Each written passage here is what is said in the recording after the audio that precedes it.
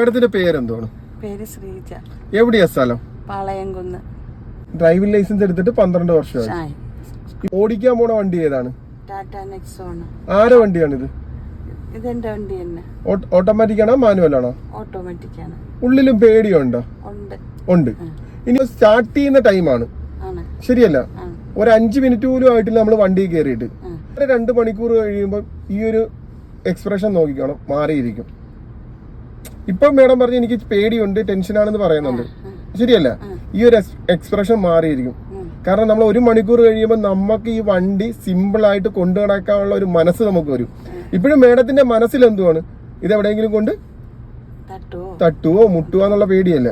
അത് നമ്മൾ ചെയ്യാത്തൊരു ജോലി ചെയ്യാൻ വേണ്ടി പോവുകയാണ് ഇപ്പൊ, അതിന്റെ ഒരു ടെൻഷനാണ്.